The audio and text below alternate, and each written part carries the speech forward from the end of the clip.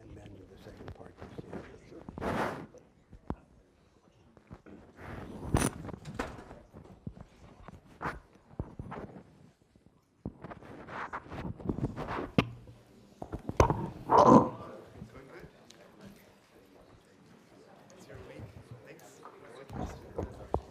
Our agenda for today's class is divided into two parts. In the first part, we continue the discussion of Romanticism, the romantic view of the moral life. And in the second part, we turn to Christianity. Now, I remind you of the spirit in which we are engaging in these discussions. This is not a course in the history of ideas as such, and it is not a study of particular philosophers. It is a study of the few of the major options available to humanity now in guiding the conduct of life. And in particular of two of those options which stand at the center of our inquiry. The ones that I have called the project of nonconformity and self-invention, and the project of responsibility and solidarity. And we have been discussing and will discuss until the spring recess the first of these two projects. When then we mention and read particular philosophers like Nietzsche and Emerson, it's not with the idea of arriving at anything close to a comprehensive and balanced understanding of their philosophical views. It's approaching them as exponents of this project, and only in that respect. And so it is in the same spirit that we are now addressing Romanticism and Christianity. Because on the one hand, they are two of the major sources of these moral ideas, but on the other hand, they retain their power now. So we don't address them simply in a spirit of historical investigation. We consider them as movements and interpretations, beliefs that are pertinent to our options now. Now, there is, of course, a heavy element of selectivity involved in the choice of these particular expressions of the project. And one notable sacrifice that we have made in this selection is that we are not considering the classical liberal thinkers, the liberal political thinkers, like John Stuart Mill or Alexander Herzen or Tocqueville, who gave a different slant, a very different slant to this same project. Now then, I begin today's class with a few remarks about Romanticism, extending Michael's discussion last week. And I preface those remarks with this comment, that of the moral agendas that are available in the West, and that have been available for a long time, two exercise a special influence. And they're closely related. They're not the same. They're related historically, but above all, they're related semantically or substantively. And that is Christianity and Romanticism are subjects today. And in particular, two ideas of the moral life that we could summarize under the labels of Christian compassion and romantic adventure. Those two ideas of how we should live are incomparably more influential and, to my mind, deservedly more influential than the abstract trivialities with which the school philosophy concerns itself, and that we discussed in our second class. The problem is that, quite apart from the critical arguments that we have advanced and will advance in the course, there are objections to these two programs, the ones that I just summarized as Christian compassion and romantic adventure. And these objections aren't even, for example, objections to Christianity. They're objections to this particular interpretation of Christianity. So, for example, we will see that the idea of Christian compassion approaches the conception of altruism. Altruism, a central concern of the school philosophy, the constraint on selfishness. But it seems that this is a fundamental misunderstanding of Christianity, because in Christianity, the organizing principle of the moral life is not altruism, but love. And altruism is not just some kind of extension or dilution of love, nor is love just another name for altruism. So there are these two ideas of how to live, and the two ideas seem, at the very least, radically incomplete, and in some respects, unacceptable. And that's another way of describing our problem, the problem that motivates the arguments of this course. The school philosophy doesn't speak to the problem of the conduct of life, and these two very powerful conceptions to us seem often inadequate, or at least incomplete. Romanticism, then. The romanticism about which Michael chiefly spoke at the end of class last week is the romanticism of the Romantic movement in the European sensibility and in European literature, especially from the end of the 18th century to the middle of the 19th century. But I want to put that conception of romanticism in a broader historical setting and describe, as it were, 4 steps in the evolution of this romantic sensibility.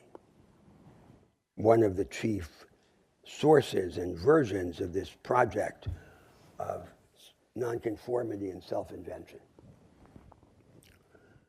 The first is romance as a narrative and moral structure very old in the West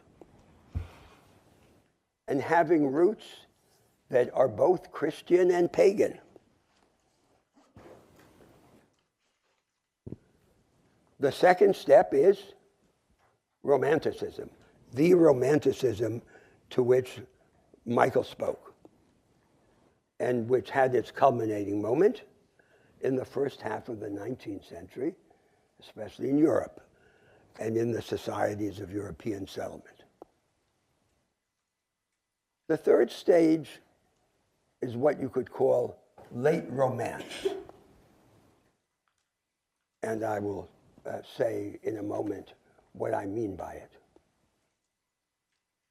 And the fourth stage is modernism, which in some significant way could be understood as an evolution of late Romance. There is a significant continuity among these steps, which are all overlapping in some way. And there have been in the world great writers and poets whose work contains, remembers, or anticipates all of these stages in the same body of writing. So first, early Romance. Early Romance is a fundamental narrative structure, which, as I mentioned, is already present, or at least anticipated, in Greco-Roman literature, but was significantly Christianized. And for many of us today, a simple reference as an example of early Romance are the so-called romances of Shakespeare, plays like The Tempest, or The Winter's Tale.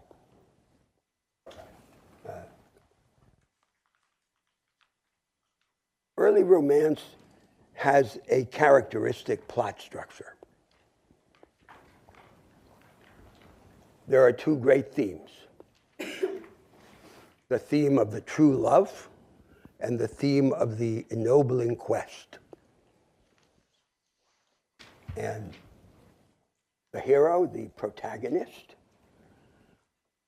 goes in search of the beloved and confronts a series of obstacles in a world that is tainted by fraud and force, and in which things have been thrown upside down to frustrate him.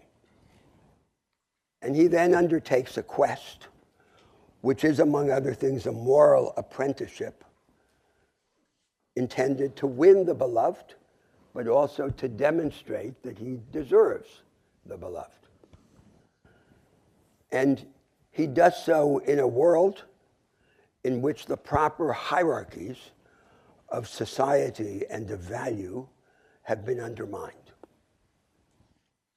And then there is some interaction between his courageous striving and the higher power in the world, which can be divine providence or impersonal fate in the more Christian or less Christian forms of this narrative. And through his tenacity, his faithfulness, both to the beloved and to his ennobling task or quest, the hero finally succeeds. He would not succeed by himself if he did not have the benefit of this intervening fate or providence, which helps set things in order. So, for example, if he appears to be someone of a lower social station than the beloved, at the end, he's shown to be a prince, unbeknownst to himself. His true identity is revealed only afterwards. And so he succeeds finally, but he succeeds in a form that reinstates the pre-existing hierarchies of society and of value. And thus this strong moral aspiration is combined with an intransigent moral and social conservatism. That's the world of early Romance, in which the requisite transformation could not take place unless there were what in this Christianized vocabulary we would describe as the interplay between the human search, the goodwill of the protagonist, this quest for the task and for the beloved, and divine grace. And it's those two together that then produce the necessary breakthrough. But paradoxically, the breakthrough is not the creation of a different world, but rather the reinstatement of the world that always existed and should continue to exist. Now comes a second moment in the evolution of this view, which is this romanticism proper of the early 19th century, especially. And there are these two themes, again, showing the continuity with the fundamental narrative structure of romance. So the first theme is love. But in romanticism, it's not clear who the lover is in love with. Is he in love with the beloved, or is he in love with love itself, and through love with himself? And there's this projection in which the other is, as it were, a pretext for self-discovery, for the deepening of the experience of subjectivity, for the infinity of the self, which is its experience of participation in the divine life. And the second theme is the war against society and against routine, and ultimately against all forms of structure and repetition. It's a theme that we discussed toward the end of the class last week.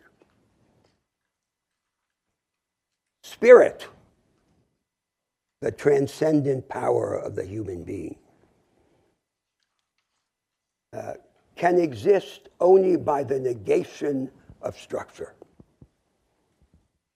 And so to be fully alive means not to be dominated by the structure.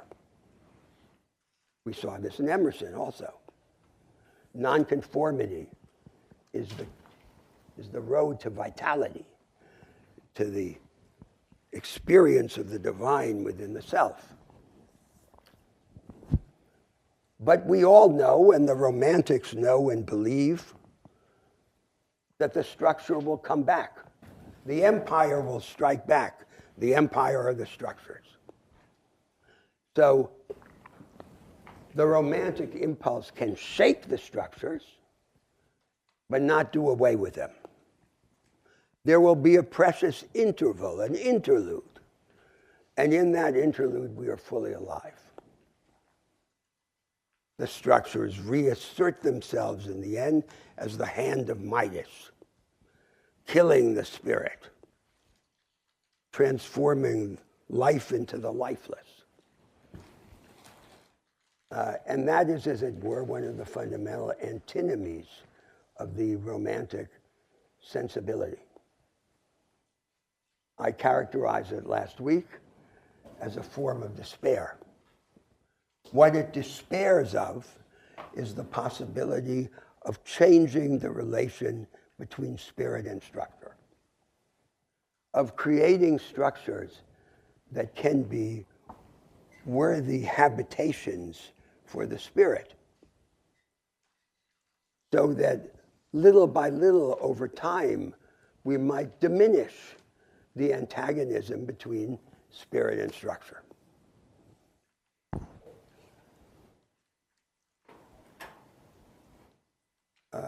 And as a result of this idea that spirit lives only by the negation of structure, the characteristic theme of the romantic sensibility is that we are homeless in the world. There's no home for us. Because the world is a world where the structures are in control. And the structures are always the enemy of the spirit. So what we have in the end is the power to rebel, to negate, to deny, to shake, to create trouble. And thus there is a momentous inversion of one of the characteristic guides of the conduct of life in the moral systems of humanity. Instead of the Stoic apathy, which can be summarized by the maxim, stay out of trouble, we have the opposite idea. Look for trouble. Looking for trouble is the condition of being fully alive and of the road to becoming more human by becoming more godlike. And although, of course, I'm describing Romanticism in a very critical way, the better to emphasize its distinctions and its flaws. I have to say that I share entirely this moral conclusion, although I do not share the view, the larger view from which it arises. Looking for trouble is much better than staying out of trouble. And it is a view that is now widely shared in the world as an ideal, although difficult to practice. And it is intimately related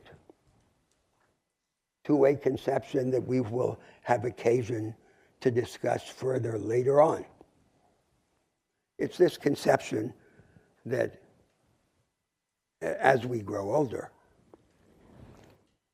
a carapace of routine and compromise begins to form around us. That carapace is composed of a combination of the rigidified form of the self, which is the character, and the circumstance in which we find ourselves in society.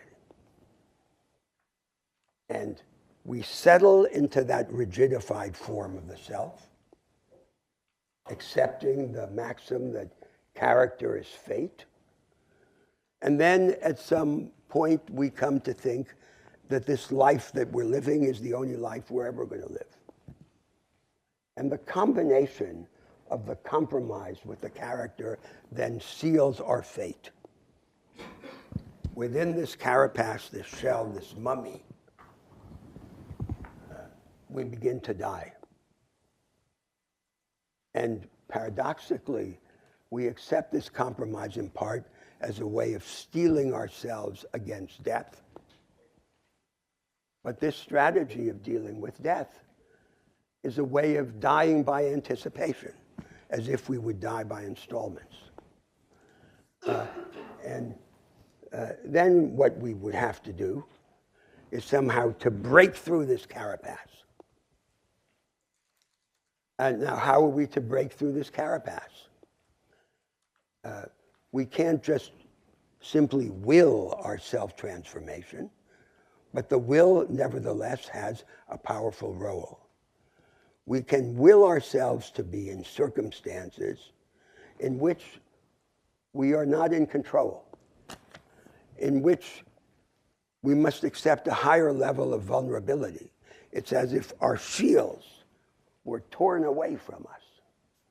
And it's in those circumstances, according to this view, that we can prevent dying by installments. So this is an example of an idea of immense consequence to the conduct of life that is related to the romantic beliefs I've just discussed, but in my view, can and should survive them and be established and developed and radicalized in such a way that they no longer depend on the illusions and misdirections of Romanticism. Now comes the third stage. And the third stage is what you could call late romance. So this is not an orthodox presentation of things. I'm suggesting this as a view that 19th century European Romanticism be understood as a transition from early to late Romance. What's an example of late Romance? You can find it, for example, in the novels of European writers of the second half of the 19th century, like Flaubert's Sentimental Education, of which you have a plot summary in the readings. And maybe even a little section that purports to explain the meaning of the book.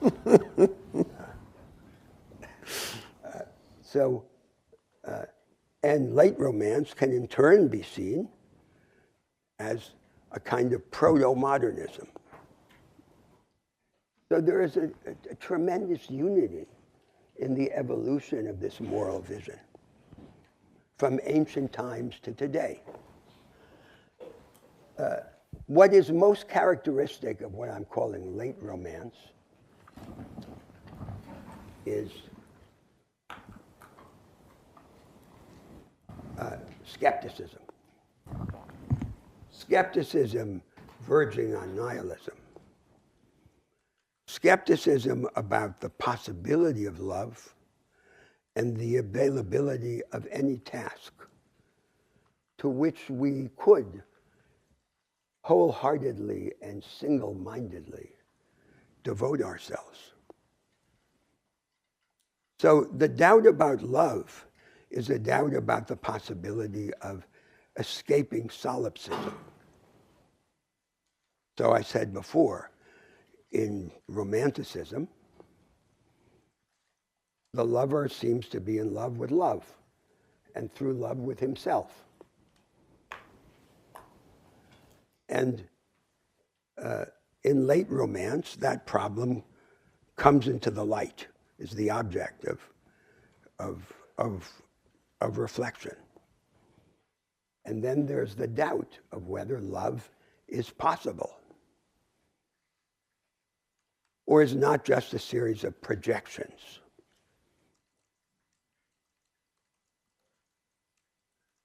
So in early Romance, and the hero would undertake an ennobling quest as an apprenticeship for love. And still in late Romance, the protagonist wonders whether he can do anything in the world that really matters.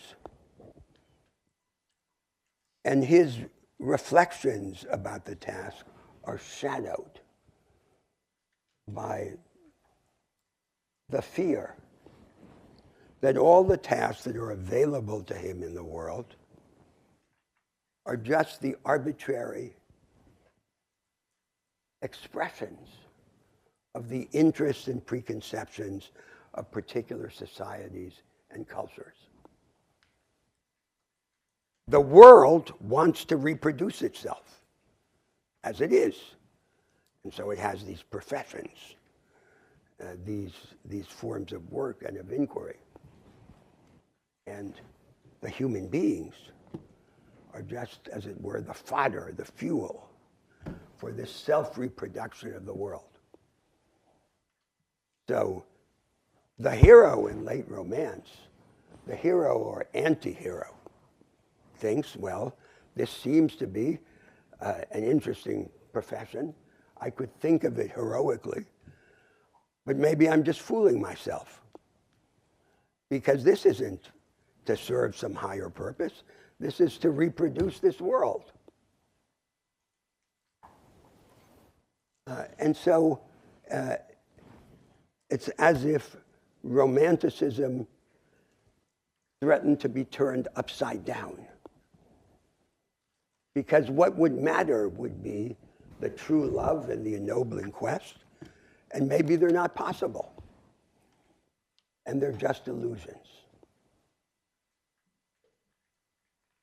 And then late Romance turns into modernism,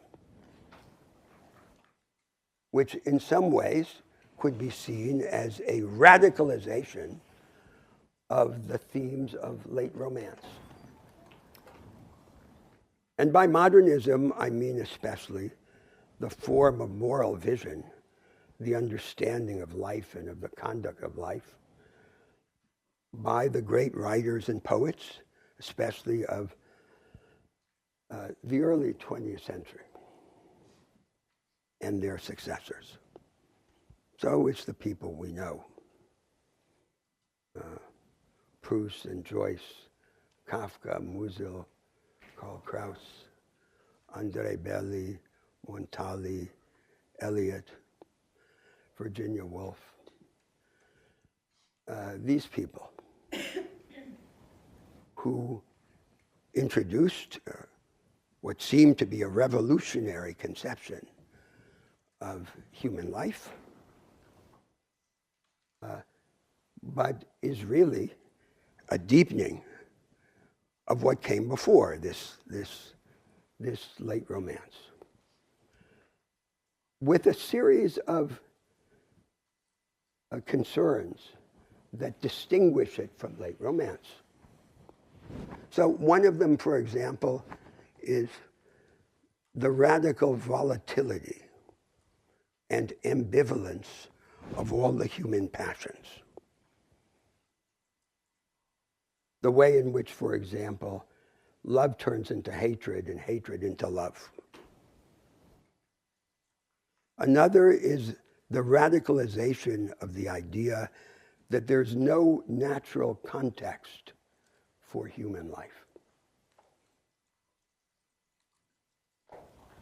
Continuing the skepticism or despair of earlier forms of this vision about our chances of finding a home in the world. And this whole movement of sensibility takes place in the context of the fateful parting of the ways between modernism and leftism. So we have a revolutionary conception of human life, almost entirely dissociated from any attempt to reimagine and remake society. Leftism continues to depend very largely on much earlier and relatively primitive conceptions of human nature. The conception of human nature in, for example, Karl Marx must seem archaic to anyone whose mind has been formed on the anvil of modernism. But modernism is about something which is sublime, which are these central concerns of ours. But in modernism, it's as if the sublime had been privatized and has no public expression. As if there were a break, an obstacle in the passage from moral vision to political vision. And that's part of our situation in the world today. You would never guess it by reading the school philosophy. So there we are. And so this is our situation of the moral ideas that are available to us, looked at from that angle. And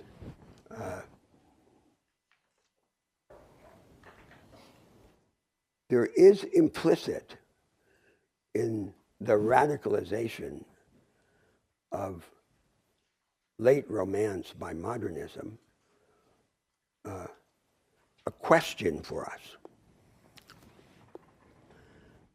And the question is, if we take these conventional ideas of romance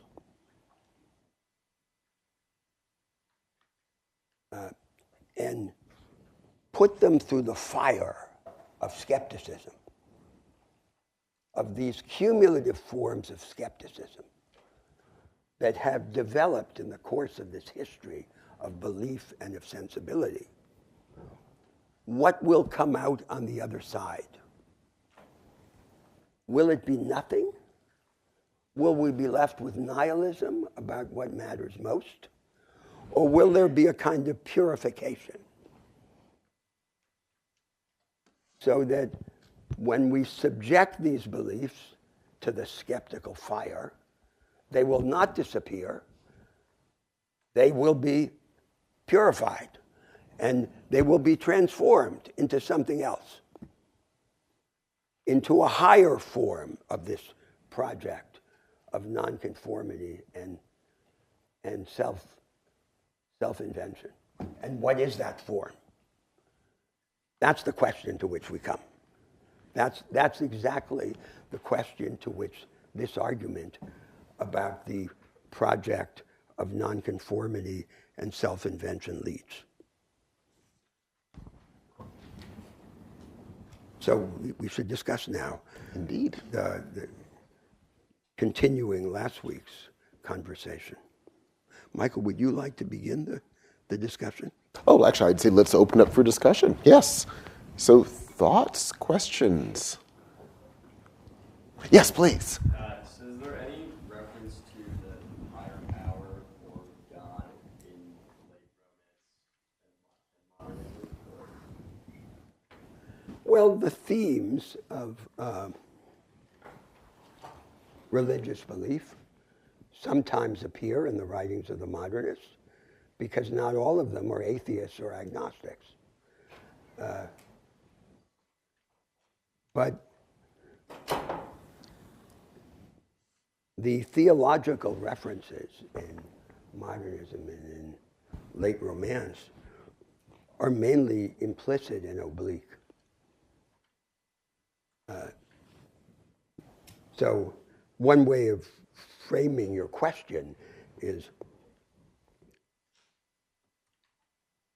there what there was in early romance, which is this idea, and as there is in Christianity, which is this idea that there is an interplay between human striving and divine grace, some higher power that opens a space for us and elevates the interactions among individuals to a higher level. And for the most part, in modernism and in late romance, there seems to be no such idea. So it's the contrary. The idea is there's no one here but us. So we don't have a friend in charge of the universe. We're here alone. And we see the radicalization of this idea, for example, in Schopenhauer's description of the condition of humanity as like the shipwrecks together in a boat on the ocean, clinging together or not clinging together. And so that's the conception. And now, there are great differences. I mean, take the modernist writers. So, for example, take Proust, whose sensibility is in some respects archaic and you could say also penetrated by themes of Judaism, because Proust was a Jew.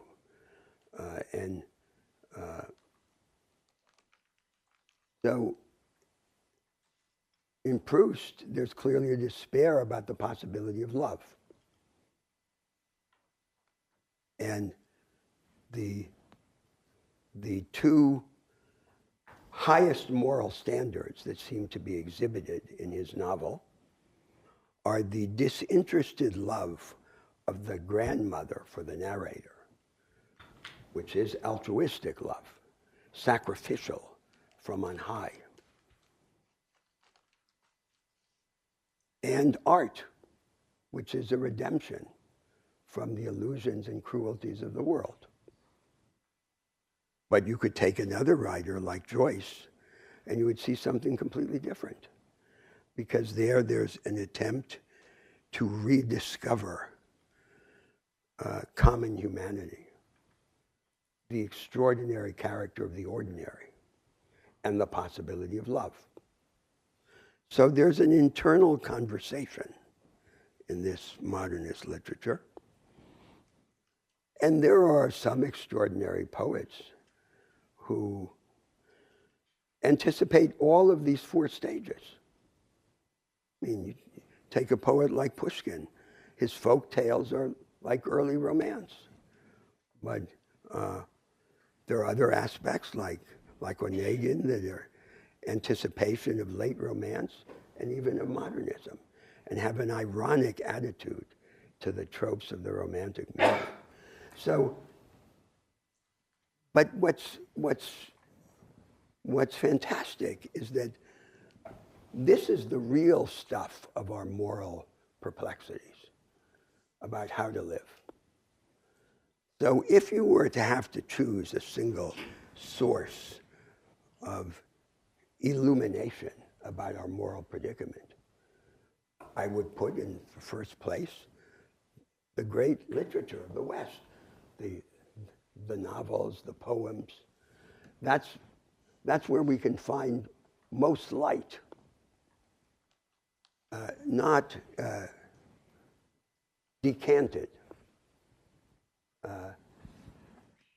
not expressed as a set of moral ideas, and having this internal complexity to which I just referred. Yes? Thank you, Professor. Well, there does seem to be at least... Could you speak more loudly, please?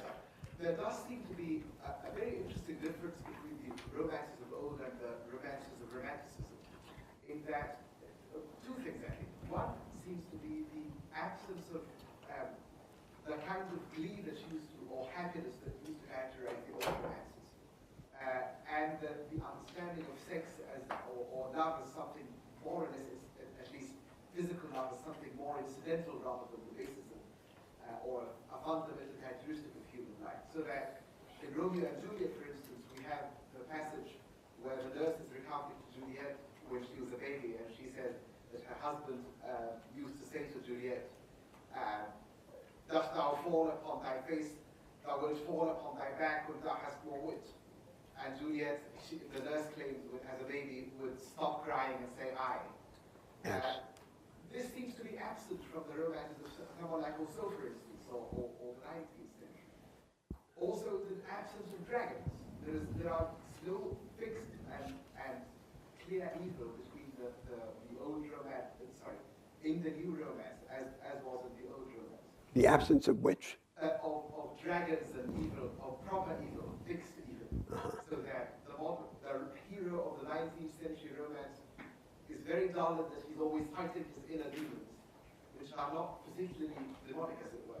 So my question would be that, has the victory of that sad spirit of the 19th century romance over the more gleeful spirit of Chaucer, Shakespeare, and even Fielding been quite decisive, or was it reasoned, or was it simply a matter of choice? Reasoned or choice. Now I'm confused about these categories because these are forms of experience, right?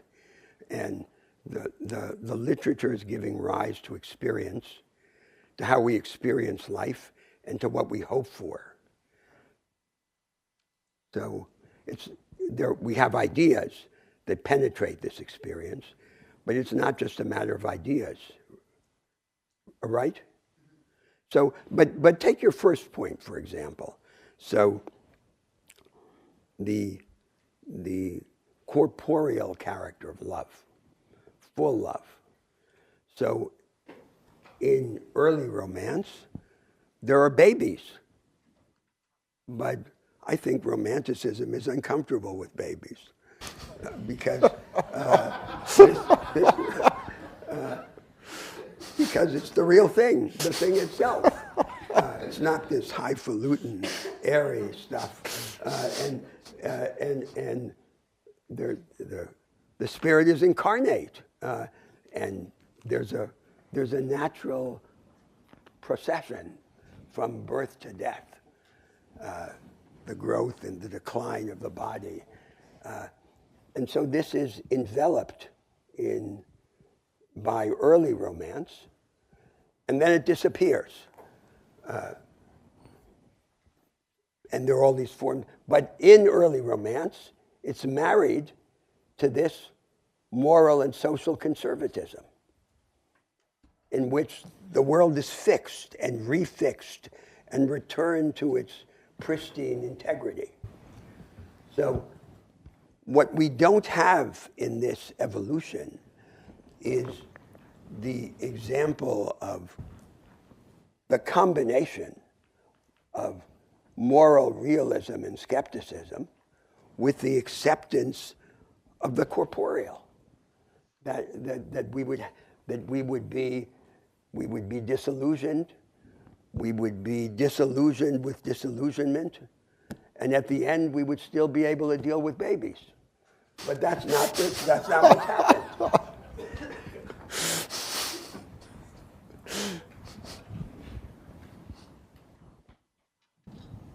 Yes. I was just wondering, you mentioned that with Loud, please. you mentioned with the theme of like the hero and his like quest for his true love, how there's like a dilemma between whether it's a love for someone else or if it's just a projection of like his love for himself.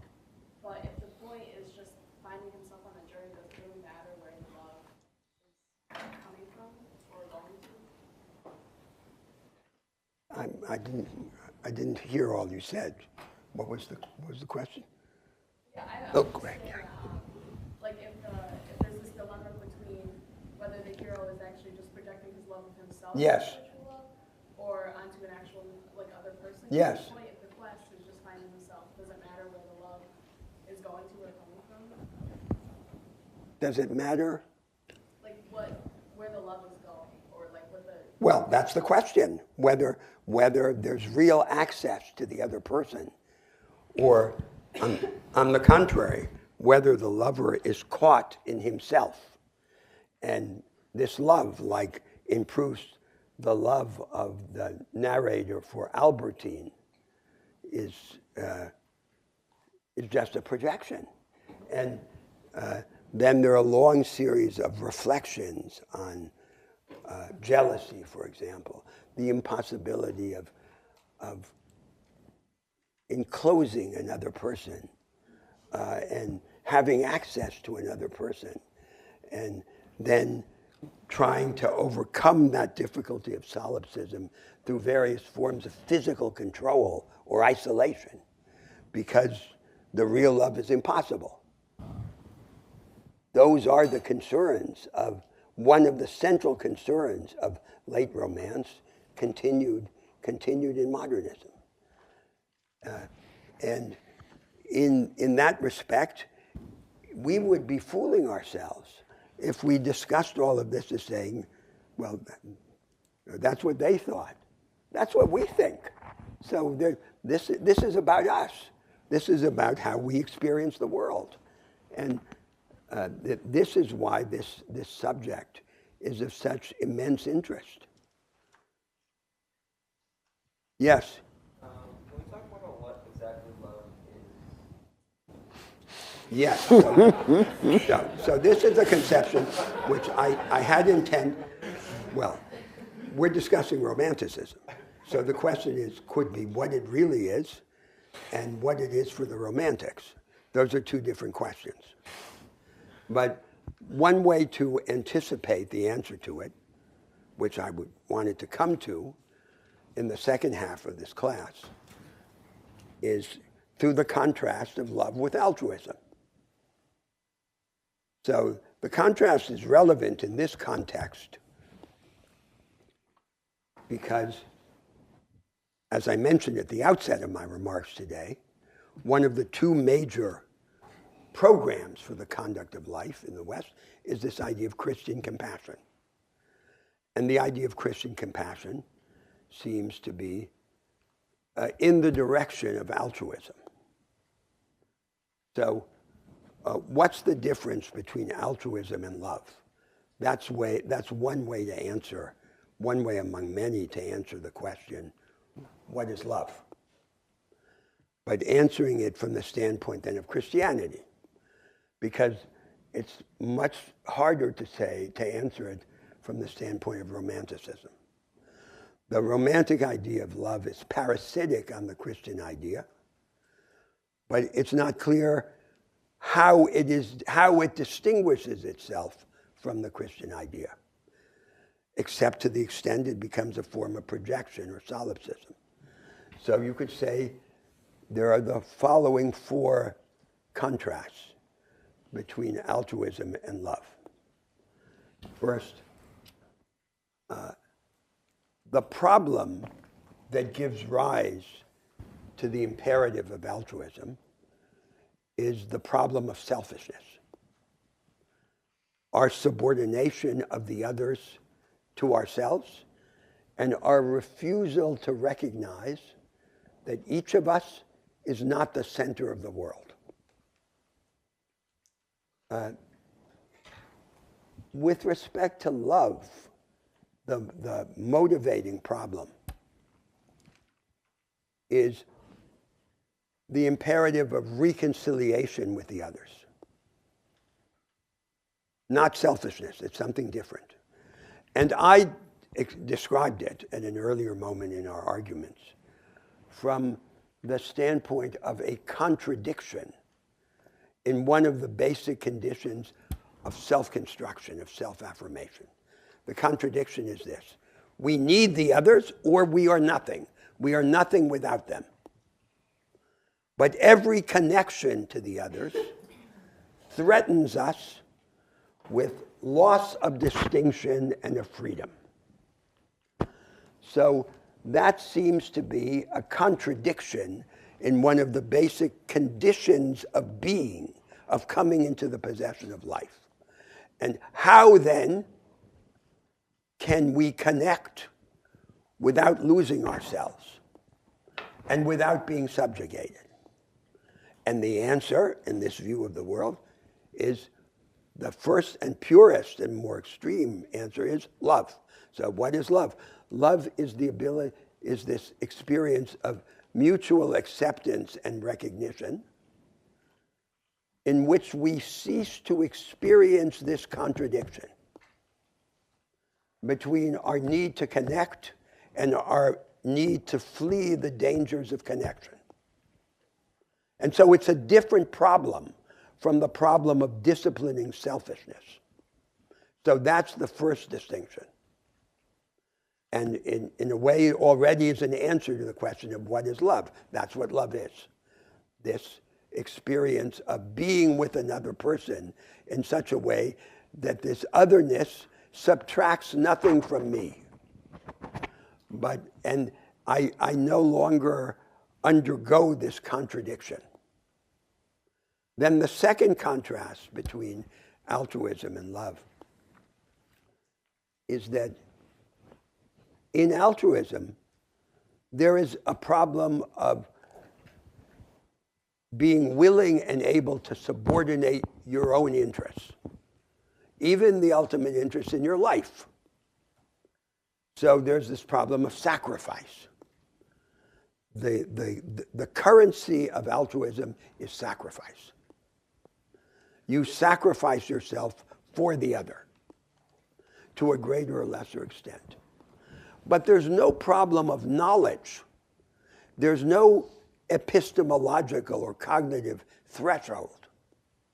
In love, the threshold issue is epistemological. It's your ability to imagine the other, so that this experience is not just a projection of yourself. So the other is not just a pretext, and you continue to be caught in yourself. Can you imagine the other? That's the question that the late Romance and modernism asked, one of the questions. But it's a different question from the question that arises under the dominion of the idea of altruism. Then comes the third distinction between altruism and love. Altruism is offered from a distance or from on high, even if it involves a sacrifice. It's not necessarily a social distance or a social hierarchy. Can be, for example, as in Proust, the love that the grandmother gives to the grandchild. The grandmother conceals her disease and serves the grandchild. And it's this idea of service, of sacrifice, but from this distance, in which no matter how great the sacrifice, in a sense, the giver, the altruist, is always safe, because this is a unilateral gift. And in love, regardless of the disparity of social station or age or class, anything between the lovers, at some fundamental level, there must be equality. Love thrives on the plane of equality. If the equality doesn't pre-exist in the social order, it must be created in the dynamic of love. There is no such demand in altruism. And therefore, there's the fourth contrast, that in altruism, the sacrifice may go to the sacrifice of your life, but there's no inner jeopardy. And the experience of love has as one of its dimensions or conditions a heightening of the level of accepted vulnerability. So that's a different experience. Love and altruism are very different. And that's one of the many ways of answering your question, what is love? Answering it in the Christian context. Now there is immense confusion, because in the evolution of Christian theology, the earliest theologians already established this contrast between agape and eros. And agape is a disinterested love, and it seems to move in the direction of altruism. But I would say, looking at it from the standpoint of Christianity, that this is a heresy to think in this way. But it is a heresy that was embraced by the fathers of the church. So I am on thin ice when I accuse them of heresy.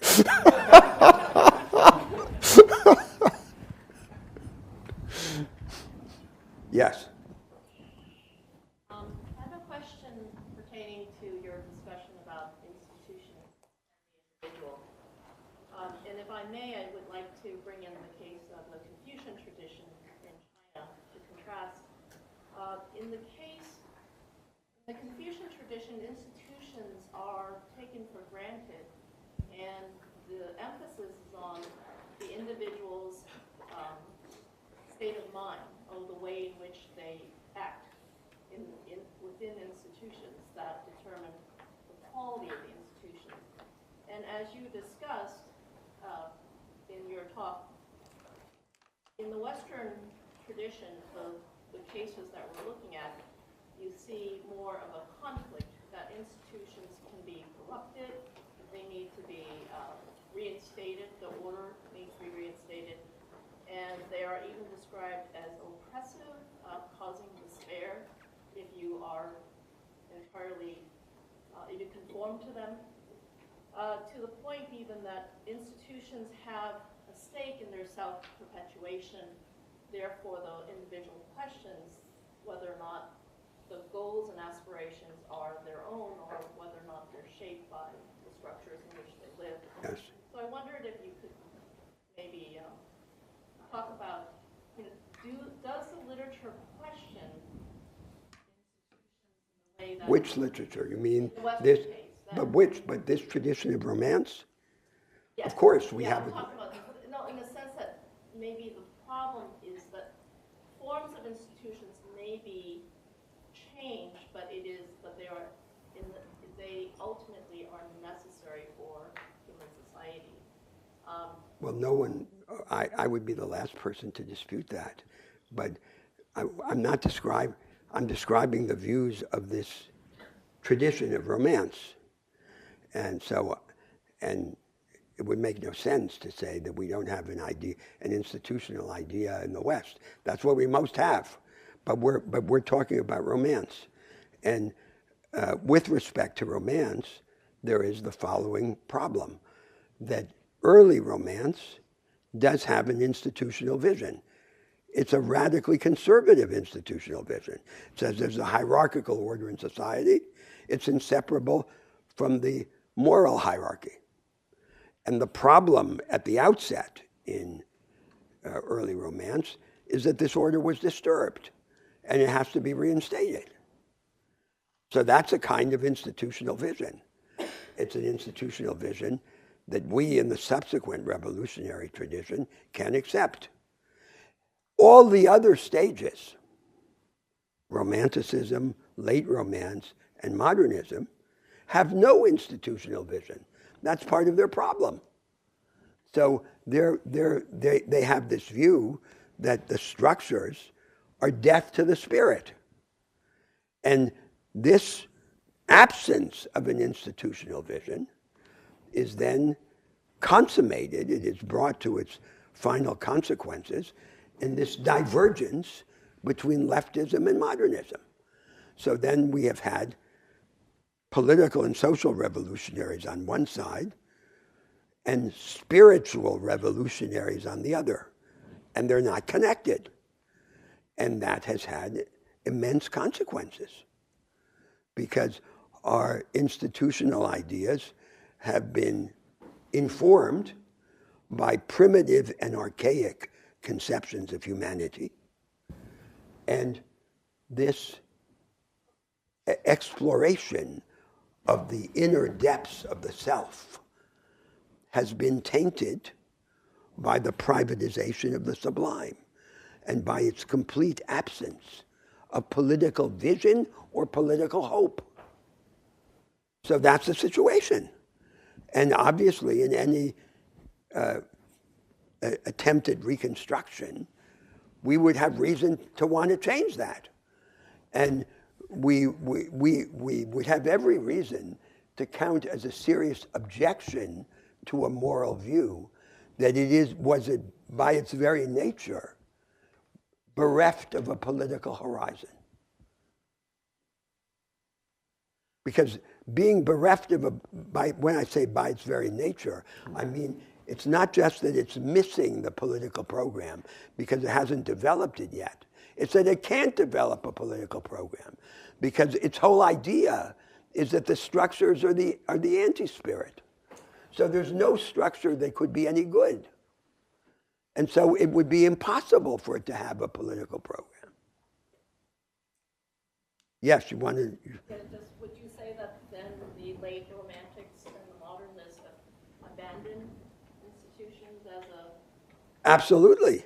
Absolutely. They've abandoned the whole institutional world as hopeless.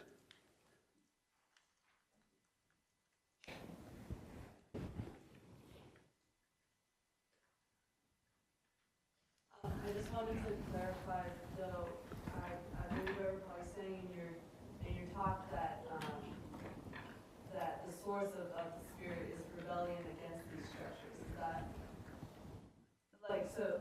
The condition for the affirmation of spirit is the negation of structure. Yes. Okay. Yes. But the argument also goes that without structure, or with this negation of structure, there's no sort of political conception of these ideas, right? To negate structure. Yes. So Because there's no society without structure. But is there no spirit without structure? Like There's no spirit without structure. They think it's the opposite. Spirit is the opposite of structure, in this sense, that structure kills spirit. So it seemed facetious when I mentioned it in an earlier class, but it's absolutely telling that in the romantic novel, there can be no description of marriage. Because there's this whole quest to win the beloved and so forth. And then what's the marriage like? And because that's then real life. And so then, mentioned, Kierkegaard makes this remark. The war against repetition is a war against life. So this is a paradox in the Romantic ideas. Romanticism is about vitality. But life, real life, contains an ineradicable element of repetition. And there has to be some dialectic of repetition and innovation. And we have to imagine that it's not just replacing one structure by another structure, and then in the interval living in that brief interlude of disruption. It's that the way in which a structure is a structure can change. That's what we think. So let me develop that idea, even though this wasn't the context for it, in just one step more. So in the tradition of classical European social theory, how should we understand what a structure is? The economic and political institutions of society. You could think of it this way. The structures of society are a kind of frozen fighting. So there's a contest that goes on in history, a practical and visionary strife over the terms of social life. And this conflict is temporarily contained and interrupted, relatively interrupted and relatively contained. And what happens when it is contained or interrupted is that there are the residue, which are these structures. Or think of it like a game of musical chairs. The music stops, people sit down.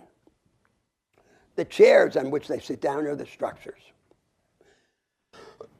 Now, that way of thinking in turn leads to the idea that structures don't exist in the way in which natural phenomena exist. It's not like the atomic structure of a physical object. That the extent to which they exist is variable. It depends on how entrenched they are against challenge and change. So they can be entrenched in many different ways. You can have arrangements that insulate themselves against challenge and change, and ideologies that make the structure seem sacrosanct or natural. And when that happens, then there is a widening of the disparity between activity on the basis of the structures and activity to change the structures. So that's part of the background of Romanticism. Now, so then there are two classes of moves that we make in the world. There are the ordinary moves that we make within a framework of arrangements and assumptions that we take for granted. And then there are the extraordinary moves by which from time to time we challenge and change pieces of the framework, typically under the provocation of crisis. But the relation between these two categories of moves is variable. It's one of the most important variables in history, because we can create structures that diminish the distance between structure preserving and structure transforming activities. We can create structures that invite their own revision. And to that extent, we become freer and greater. And that quality is connected to a series of material and moral interests, the development of our productive capabilities, which require us to be able to combine everything with the greatest possible freedom, or our moral interest, our social stake in emancipating ourselves from schemes of entrenched social division and hierarchy. This fact is one of the things that the Romantics don't see. They don't understand that the relation between the structures and our structure-defying and structure-transforming freedom can change. And thus they have this despair, which is an unjustified despair. It's a mistake about the world. But it's a mistake which is the reverse side of another kind of mistake. The other kind of mistake would be to say there's a natural structure, like in early Romance, or even in modern thinkers like Hegel. There's an end of history. There's a final structure. So that's, as it were, the inverse mistake. And it seems that any moral conception that we would come to, for example, any revision of this project of self-invention and nonconformity, would have to be premised, among other things, on a correction of this misunderstanding of the relation between spirit and structure. And one of the byproducts of that correction would be to remove the block that now separates our moral thinking from our political thinking, and that is made explicit in this parting of the ways between modernism and leftism. Yes. Yes. Yes. I actually think I have two brief questions. So one is more asking for your opinion. Would you say that altruism and love should even be seen as binary oppositions, or could there be an altruistic component within love? The second question is, I'm still very troubled by understanding how Hegel and Hegel's explanation of vision of love. One thing, I think what I have a problem with is, what I understood is he's talking about man as made basically of oppositions, but then love can only be experienced if people or persons are alike in power. And this is to me something that I can't bring together. Because if they're alike in power, but they're made of oppositions, there's a hierarchy that implies the power. Like in power. No, I didn't say that. No. This is referring to Hegel. To Hegel. The second question. Uh-huh. First was asking for your opinion. The other one was, if you wouldn't mind clarifying a bit on Hegel's explanation of like what he Well, I think, but I shouldn't just speak. We've all read these texts. I'm not an expert interpreter of Hegel. I understand it in his early theological writings as an understanding of Christianity, superior to this idea of agape. It is more Christian. On the other hand, Hegel is also, he regarded himself as a Christian, but he's also a heretic, right? Because he had this idea that there's a definitive home in the world. But your other question was about love and power, was that right? no.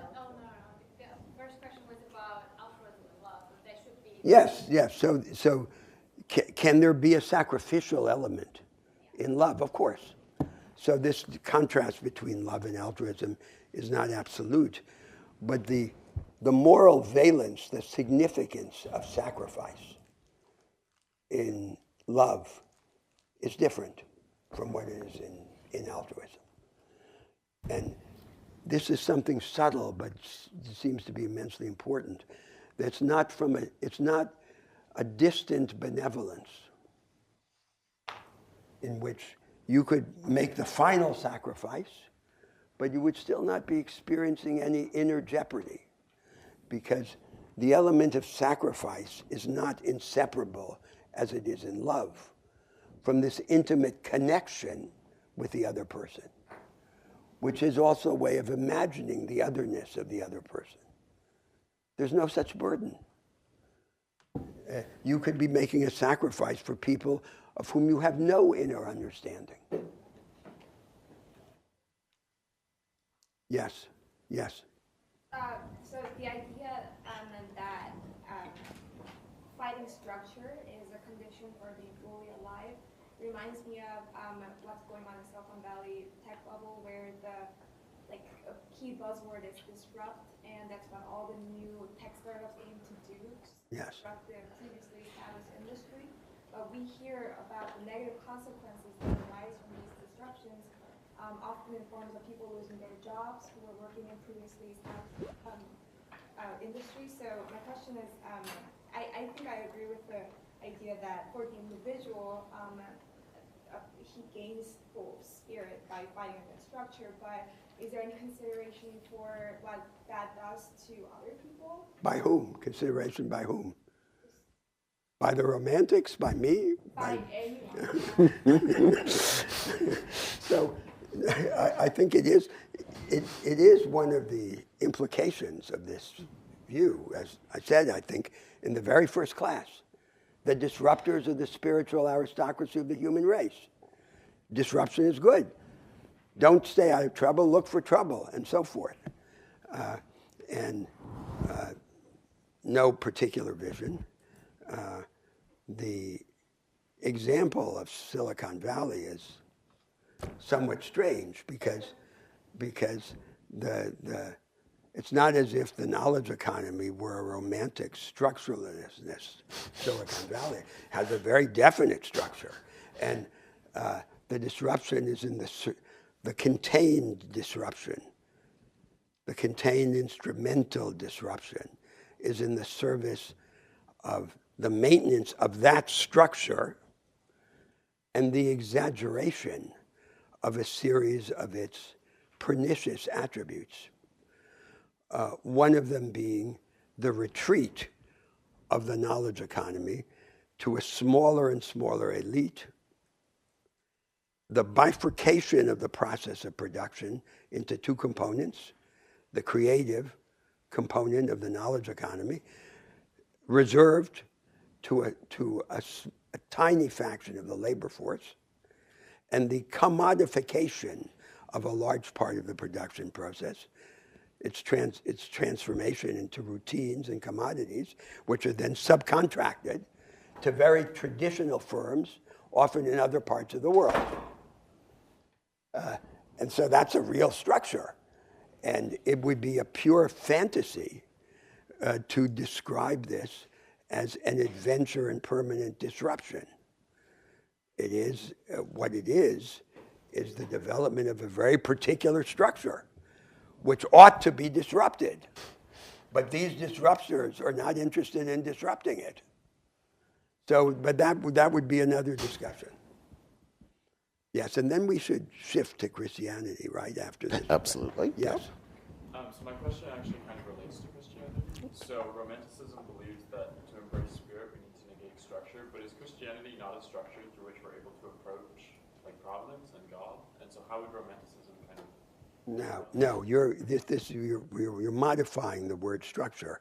It would lose its usefulness if we use it in such an indistinct way. So by structure, we mean the institutional arrangements of society. And, excuse me? Is the church not an institution? Yeah, but Christianity, so yes, but it's a different question. It's the relation of the ecclesiastical organization to the religion. The religion is not the ecclesiastical organization. And of course, there have been disputes within Christianity about how the church should be organized and who can speak for Christianity and so forth. But it is true that the Romantics, in the spirit of the negation of structure, would condemn the ecclesiastical organization as much as any other organization. But I'm not identifying Christianity with Romanticism. Christianity and Romanticism are two different things. They have both had a powerful influence on these ideas. And there's some kind of deep relation between them. But the Romanticism has many messages which must be unacceptable to a Christian. That's the real problem, not the problem of the organization of the church. So now, how shall we begin with Christianity? What do you recommend? Would you like me to begin? Oh, sure, feel free to. Absolutely. So,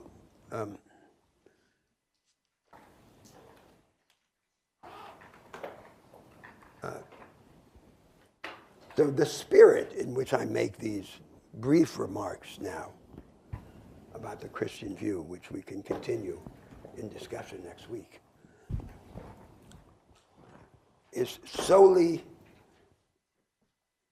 with respect to the deepening of our engagement with this project of nonconformity and self-invention, of which Christianity is in some ways the single most important source historically.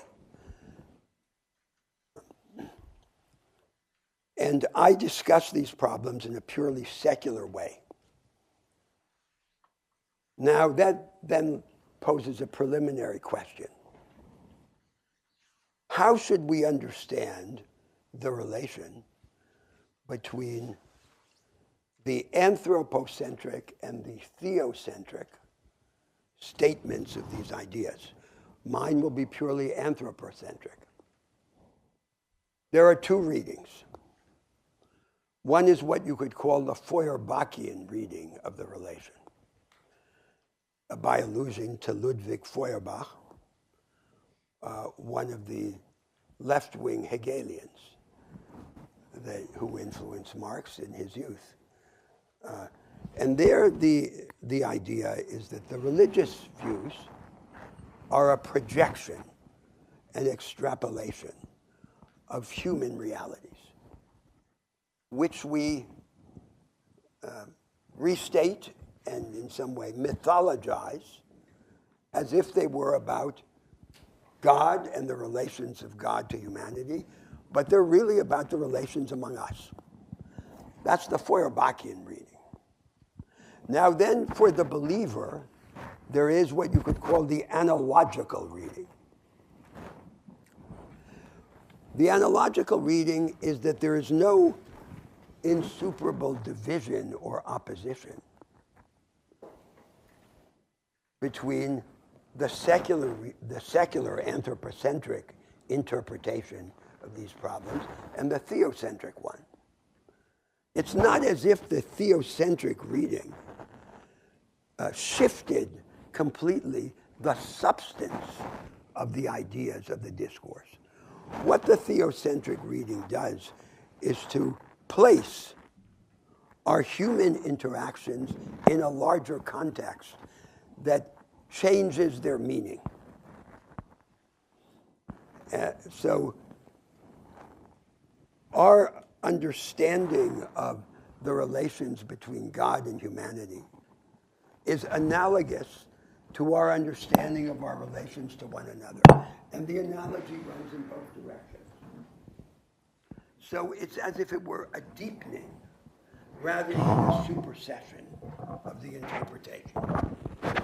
Now, I say this simply to suggest that although the language that I'm going to use now is a purely secular language, it's not a language which is necessarily objectionable to a believer, because a believer could approach this discourse from the standpoint of what I'm calling the analogical reading rather than the Feuerbachian reading. So you don't have to understand these ideas as if this were a kind of secularization of Christianity. It is an interpretation of Christianity, and it could be easily translated, what I am going to say, into a polemic within Christian theology, made possible by what I'm calling the analogical reading. Now, on this view, there are two central themes in Christianity. And the deepest issue in Christianity is the relation between these two themes.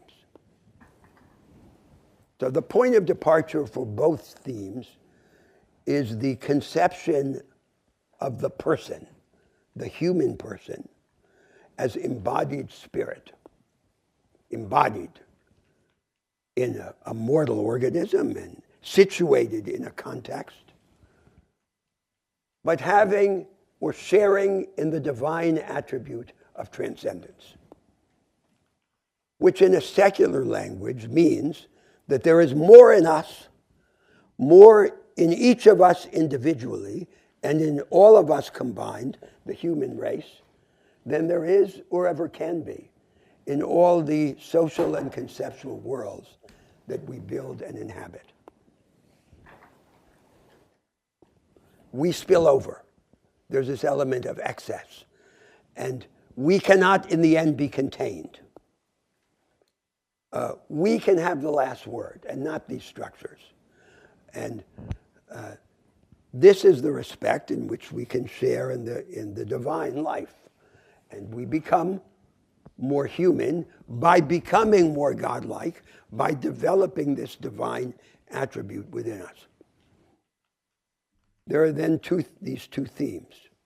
The first theme is the theme of love, and the second is the theme of infinity.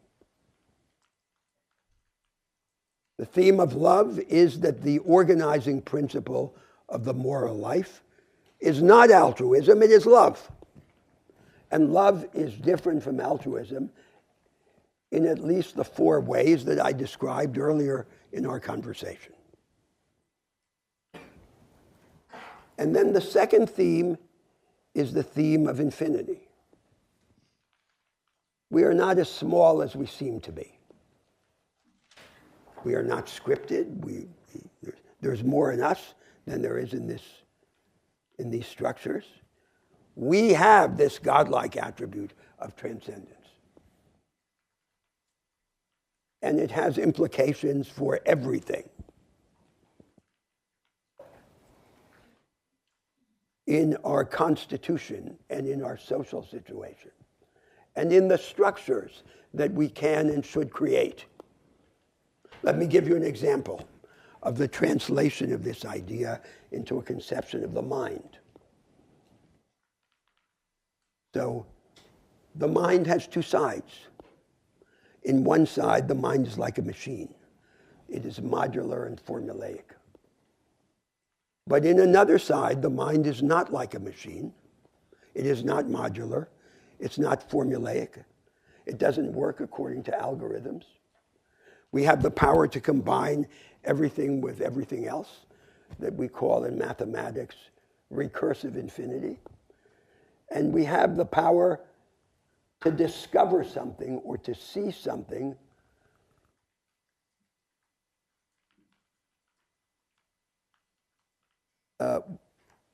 by defying our established methods and presuppositions. We can discover more than our pre-existing methods and presuppositions countenance, and then retrospectively develop the methods and presuppositions that make sense of what we have discovered. And that second side of the mind is what we call the imagination. No machine can have imagination. Only we who make machines can have imagination.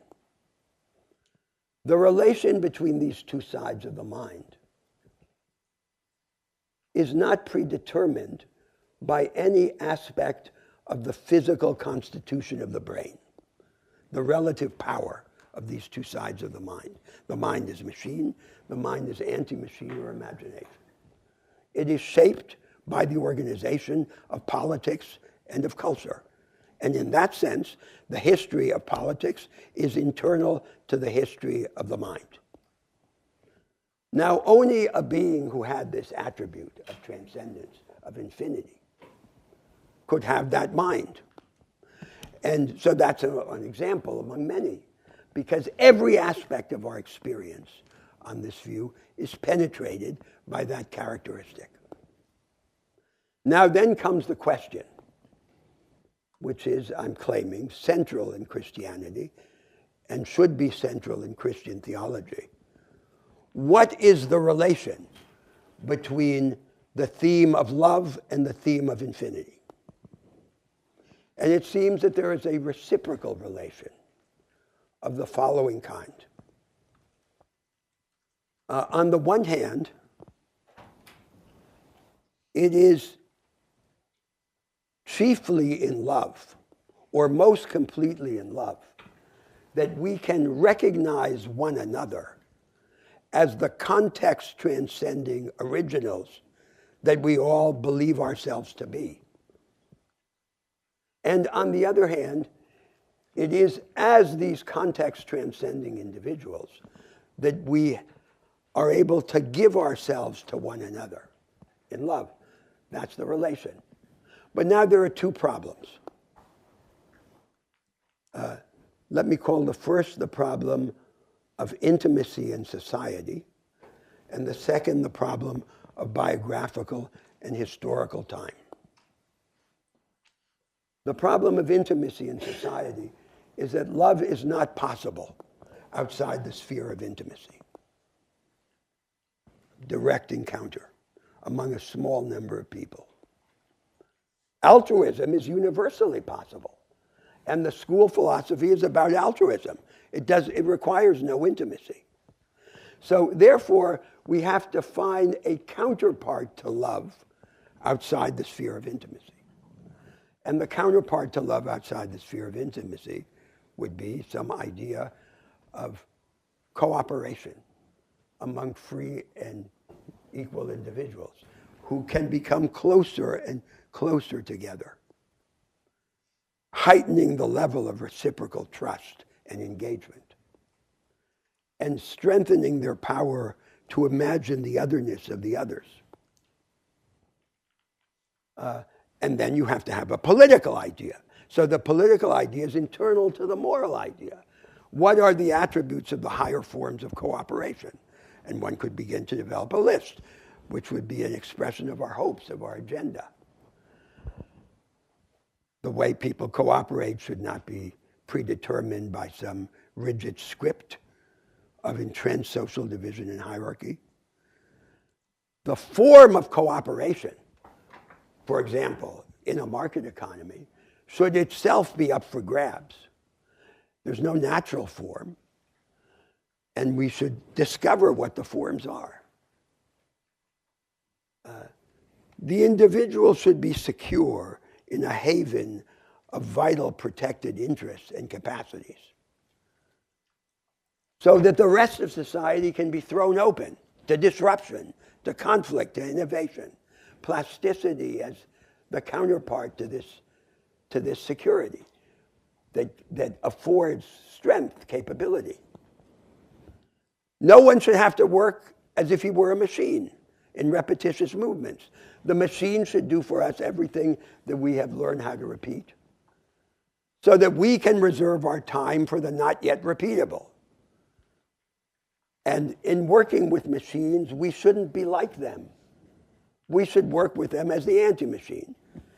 And labor should be free. Free labor should be really free. Wage labor, economically dependent wage labor, is not really free. It should give way over time, as all the liberals and socialists in the 19th century believed, to the higher forms of free labor, self-employment and cooperation. And to that end, we need to innovate in the regimes of property and contract to reconcile the large-scale aggregation of resources with this radical decentralization of opportunity and initiative. So that's just a direction. But just to show that this idea of a counterpart to love outside the sphere of intimacy can have a concrete institutional content. Now comes the second problem. The second problem with respect to this thesis about the relation between the two themes, the theme of love and the theme of infinity, is that we are not yet these beings, these context-transcending originals. That's not who we are now, who are able to give ourselves to one another, only very imperfect. We must make ourselves into them. And we make ourselves into them not in biographical time, which is the space of our lifetimes, but in historical time. These are collective projects that go on, not on the dimension of our lives, because we don't get to choose our place in history. And so then their second question is, just as we have to ask what is the counterpart to love outside the sphere of intimacy, what is the way of understanding the conduct of life in biographical time that makes up for the failures of politics in historical time? So we have to have an agenda for the conduct of life that recognizes that we are not yet these agents, and that shapes our orientation to existence, our way of engaging with the others, in the light of that awareness. So, for example, one of the characteristic concerns of this way of thinking would be the one to which I alluded before. How do we avoid dying before we die, dying by installments in this carapace of the rigidified self, the character, and the compromise to the social circumstance, so that we can die only once, and that would be another implication of this view. And we would begin to form a whole doctrine of the virtues, a whole orientation to living. What are the virtues? They're habitual dispositions to action in the light of this view of ourselves. So that's just my way of understanding how, from the point of departure of these Christian ideas, understood in terms that require no religious faith, the analogical reading rather than the Feuerbachian reading, as in some sense up to a point equivalent, that offers an alternative to Romanticism and removes the obstacle that now blocks the movement of thought between morals and politics.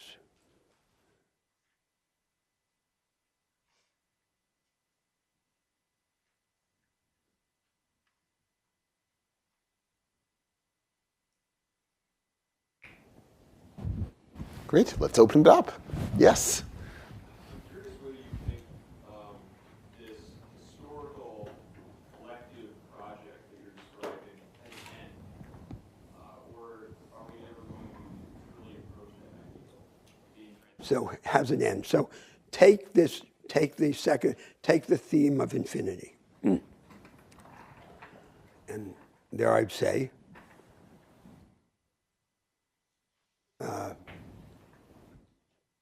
there are two perversions. One perversion is the romantic heresy, the existentialist heresy. I called it in a book the Sartrean heresy, after Jean-Paul Sartre. So it's the romantic idea. Structure is the death of spirit. And so all we can hope for is these interludes of disruption. The inverse is the Hegelian heresy. There is a final structure. Our home in the world. History ends. And in the end, we escape all contradiction. Now, I think two things of that. First, I think that's a heresy from the standpoint of Christianity. So Hegel believed that and thought he was a Christian. He was confused. Because no Christian can accept that idea. That is a heresy that in the history of Christianity we call Pelagianism.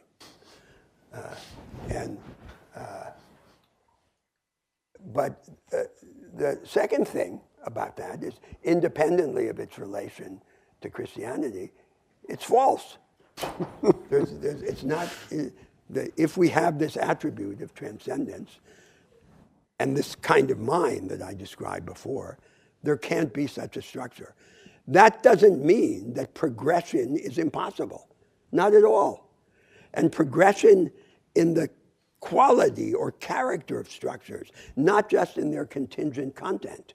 That is, we can create structures that relativize the contrast between our spirit-defying, spirit-transforming activity and those structures. And then what will it be like? What it will be like will be that to a greater extent, it will be possible for us to be insiders and outsiders at the same time.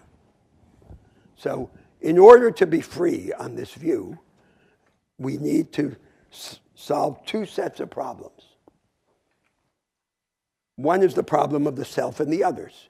We need to find forms of connection that do not subjugate, that allow us to connect without losing ourselves. That's related to the problem of love. And outside the sphere of intimacy, to this task of creating the higher forms of cooperation. And then we need to solve the second problem, which is we need to be able to engage in a particular world without surrendering to that world. So we engage in it, but keep the last word to ourselves. We can be, as I just said, insiders and outsiders. Then we're free. So who is free? Who comes into the possession of life? The person who comes into the possession of life is the one who has, to some extent, in some way, resolved these two contradictions in the conditions of our self-affirmation. But it's not good enough to begin to resolve it politically, because the political resolution takes place only in the long historical time.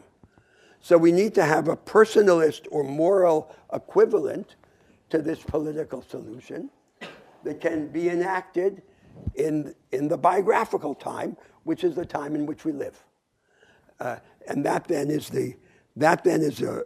a proposal of how we could think in a way that recognizes the connection between morals and politics, but also recognizes that they're not the same, and that we have to have a way of making up for the deficiencies of politics. We mentioned before this claim of St. Augustine. He says, all ages are equidistant from eternity, but they're not equidistant from time.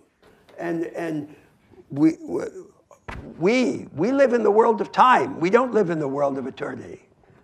And so it matters what place of history we find ourselves in. So there's that advice, the best advice in the world. Choose your parents very wisely. And now comes the second advice. Be careful in choosing your place in history. We can't do anything about that. So our conception of how to live has to take that into account, that constraint. It's a fundamental constraint. Yes? I wonder if you also have to probe the question of what is the self in terms of, is it something that you believe is given to you, that you are born with an innate self? Is it something that you mind and discover, or are you building character throughout your life? Because in the sense of the question you posed about how do you gain or retain freedom, yes, while interacting with others, yes, as a detriment to your freedom, yes, or the freedom of self. So this is very interesting, and the answer to this question is complicated. So I think that in this tradition, we must believe that the self is real, and that the reality of the self is deep. So the world is real, time is real. It's not an allegory. There's the continuity of the self in the mortal organism. But then there are a whole range of problems that we must deal with to prevent misunderstanding and spiritual perversion. So one problem is this problem of this mummification, this carapace, as I called it. We begin to form a rigidified self, a series of tropisms, of automatisms. And they are inimical to life. So in that respect, the Romantics were correct. And if we surrender to this rigidified self, we begin to die in little steps. And then we're half awake, as if we were sleepwalking. And we have to arouse from this slumber and to live, to come into the possession of life. Now, that's then related to another perversion, which is a perversion explicit in a philosopher like Nietzsche, which you think that the self is like a statue that you spend your life chiseling. It's like a work of art. He says explicitly it's a work of art. And so that would be coherent and more perfect. Literally, like you were, you have breath, the blood flows through your veins, but it says you were a statue. And that's also a perversion, isn't it? So if life is the supreme good, then contradiction in the self, because contradiction is then the openness to experience. What do we want to be, each of us, cognitively? A mind on which nothing is lost, which is open to the lessons of experience. And to be that, we have to be full of contradictions and tensions, and not this work of art, because that would go in the direction of the Stoic apathy. And we don't believe that. We believe in looking for trouble. And for us, life is the supreme good. So it's a different conception. And little by little, we would have to begin to fill out these views. So to the extent that they take an institutional forms, take, for example, the evolution of the forms of production. We're talking about Silicon Valley. We could discuss it politically or economically. So the previous advanced form of production was so-called Fordist mass production, industrial mass production. At the level of work, of the organization of work, it's a command and control system. Very hierarchical and very specialized relations of production, based on a generalization of a modicum of trust, low trust among strangers. That is the moral culture of the traditional forms of production before the rise of the so-called knowledge economy. Now, with the knowledge economy, there's a revolution in the moral culture of production, because the knowledge economy, to work, to flourish, requires a heightening of the level of reciprocal trust and of discretionary initiative accorded to all of the participants in the process of production. So that is then part of the realistic background, the real world background to this development of a higher form of cooperation. That's different from the idea of altruism, because that then gives you a concrete institutional horizon. And there has to be a relation between the moral ideas that we begin to develop and these forms of social life. But the moral ideas are not just the continuation of the political ideas, of the institutional ideas, because we have to deal with this problem of biographical time, of how we will conduct our existence. So remember, in the very first class, I suggested that the two projects that we're considering here, this project of nonconformity and self-invention, the one of solidarity and responsibility, have an anchor in the twin imperatives of the advanced societies. Those societies, in their most advanced economic and political forms, require, on the one hand, the enhancement of agency, the ability of the individual to act with initiative, within, beyond, and even against his context. But on the other hand, they also require the development of higher forms of cooperation. And there is a reciprocal dependence, but also a reciprocal tension between these two imperatives of developing the higher forms of cooperation, of enhancing agency, the capacity to act. That's the real world basis for these moral agendas that we're discussing. And we need a way of thinking of them that is not just sociological or pragmatic, but also doesn't treat them as just abstractions, but deals with them as ideals, but ideals that are engaged with these real world circumstances. Because that's what then gives them power. Because then they're no longer dreams or lullabies. They have to do with the dynamic of history, which we can take over and turn to our own purposes.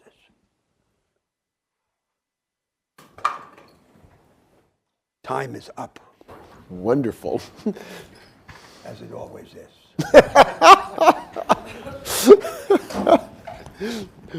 Wonderful. See you next week.